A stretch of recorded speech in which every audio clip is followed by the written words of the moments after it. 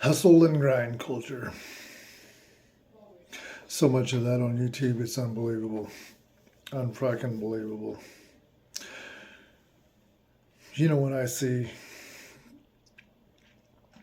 You ever be in traffic and be out on the highway and see somebody racing around everybody, passing everybody, and just hauling ass, driving like an idiot.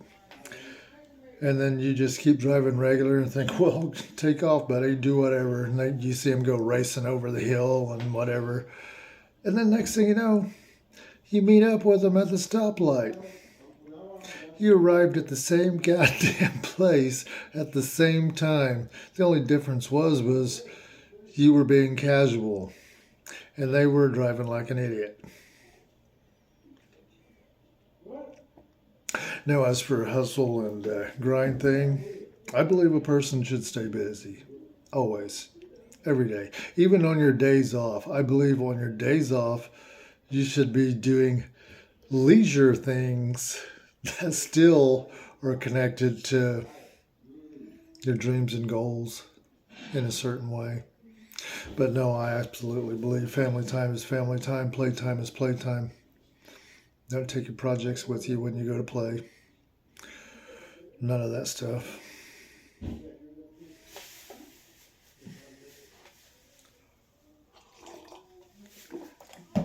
And I'm also a firm believer in good sleep, plenty of sleep.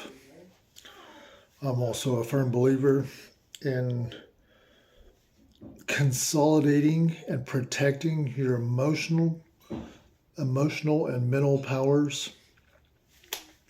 You know, there's nothing worse than a person who spends all their emotional and mental powers at work, and especially if it's a work that they don't really love and that's not meaningful to them, and then they go home and they've got nothing left to give to their family.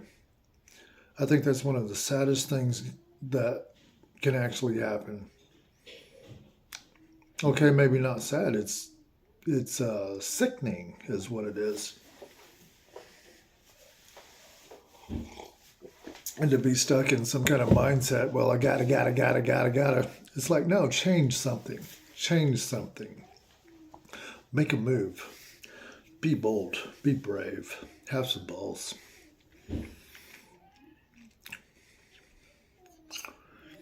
At the end of 2022, I made a full decision that I was going to consolidate everything in every area of my life, everything, time, emotions, work, values.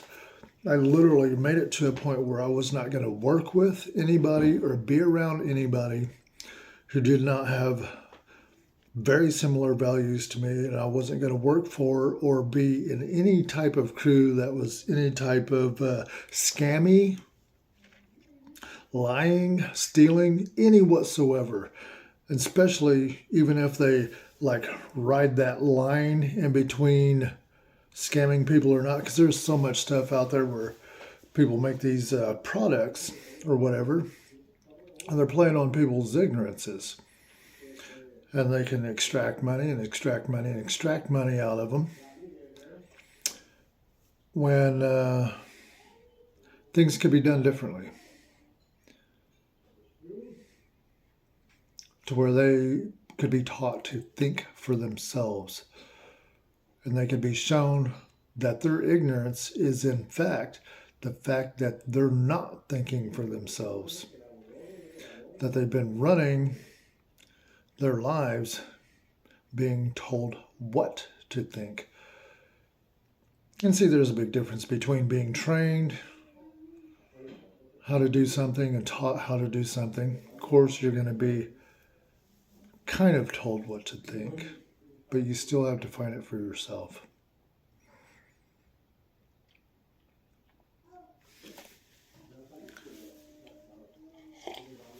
Anyways, got a little off track there. At the end of 2022, decided no one is allowed in my life that is scammy in any way, shape, or form. I don't care if they're a so-called high achiever.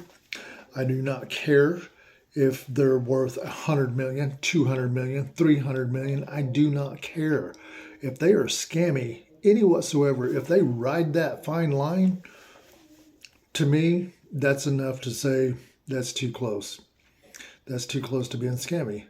And I won't allow that. And I can't respect it. And I won't force myself to respect it just because everybody else does without questioning it. Okay, now having said that, well, it goes into ethics. What is ethical? What is truly right and wrong?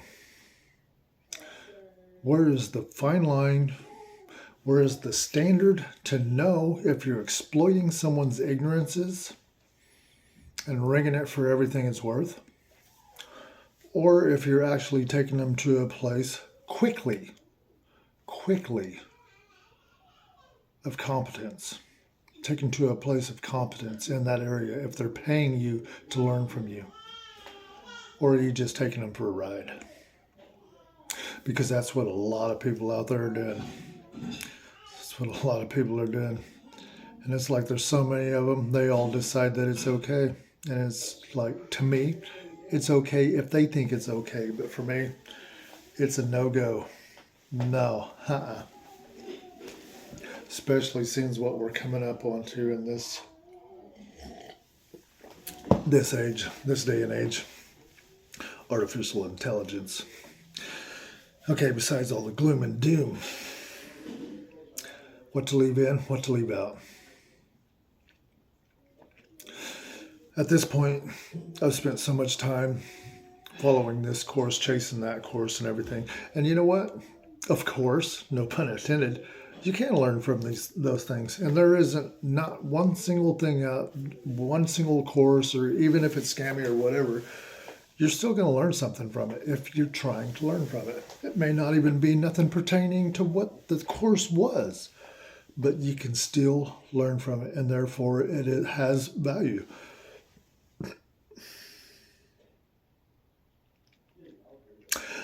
Now, standards, criteria for knowing where your lines are at, where you know where your own standards are at. See, that's where people get into trouble. I honestly believe the more a person is running and what they call ego, I guess you could call it ego, because ego has no regard for anything other than itself. So, okay, like for one standard, what's a good bad example? Here's a good bad example for you. Most of my life, without even realizing I was doing it, pretty much everything I was doing did for love, to get love. That's not how a man's supposed to operate. A man is supposed to operate out of love. It's a flow. That means love is supposed to work for him, not him work for love. There's a huge difference. Huge. Massive. It's the difference between day and night.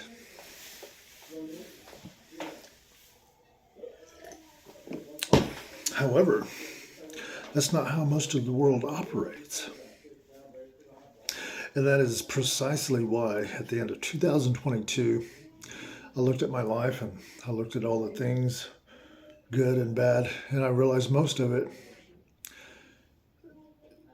it was done out of abandonment issues, a frame of mind from all the way from childhood, that people-pleasing thing. People taking credit for projects that I had helped flesh out and built up and things like that. And of course, you just get swept to the side, swept under the carpet, and they take all the credit for your shit. But anyways, at that turn of that full moon, 2022, at the end of that year, I literally burned everything. I mean, everything I had that I'd been carrying for years, all my life, childhood pictures. I even had baby pictures of myself and everything, just in even drawings. So there was a time in my life where artwork was my sanctuary or my sanity, I guess you could say. And I'd had some artwork that I'd carried for years that I'd done when I was a little kid, when I was like 5. Some of it when I was like 5, some of it when I was like 7, some of it when I was like 13, 14. I burned all those things, all of them. All the pictures I've had throughout the years, burned them all. Every single page out of the Bible that I'd been packing around for the past 35 years, page by page, burned every bit of it, burned all of it. Keepsake items,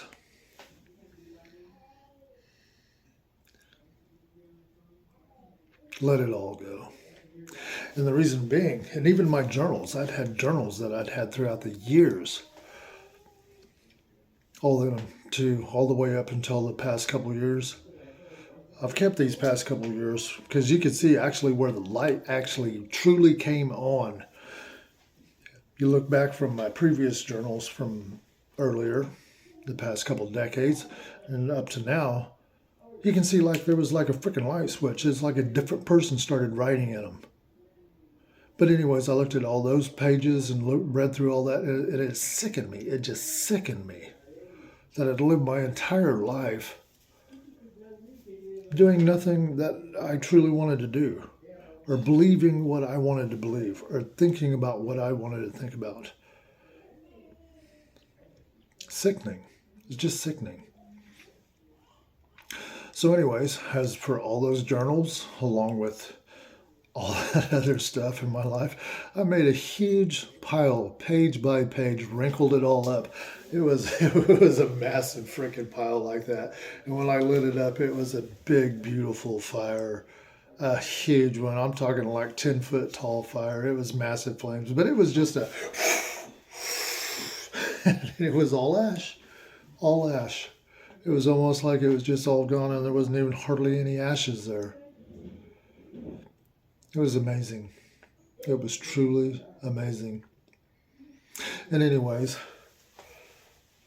so now I've got 2 years, just a smidge over 2 years of journaling that's laid out, very intentional to shape my mind a certain way. And it's the way. I'm the captain of my ship. Period. There is nothing that I gotta do according to anyone's anything. Period. That is as long as I'm willing to accept the consequences that may come with it. That is liberating. That is freedom.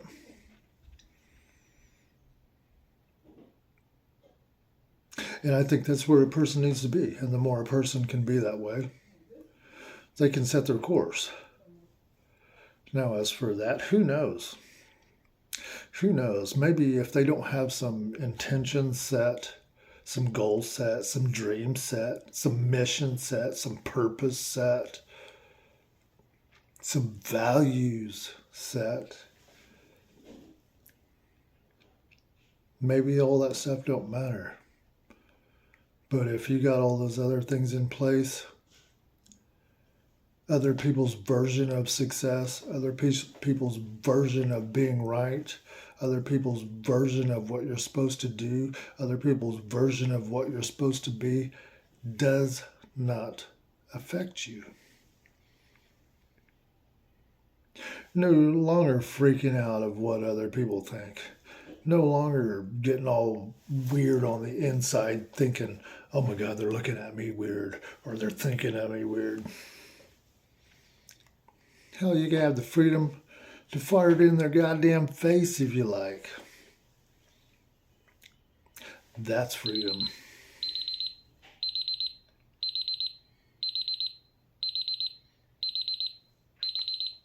Well, that's 15 minutes. So, call to action.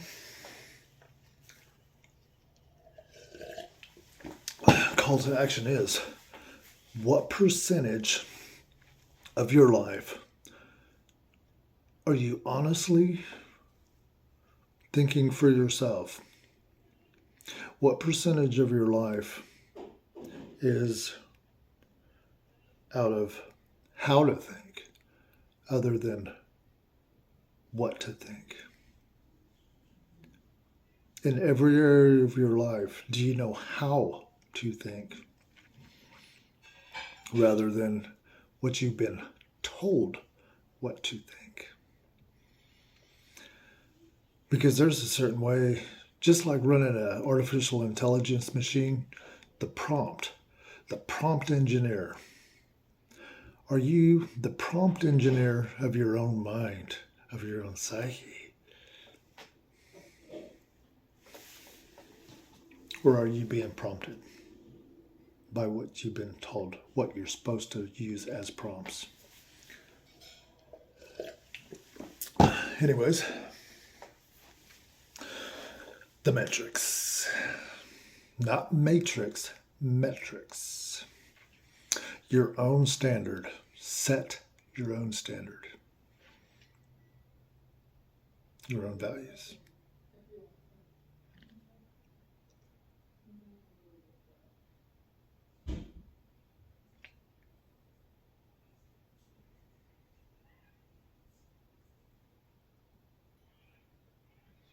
You thought the video was over because I said so still, right? That's pretty cool. But anyways, no. See you in the funny papers.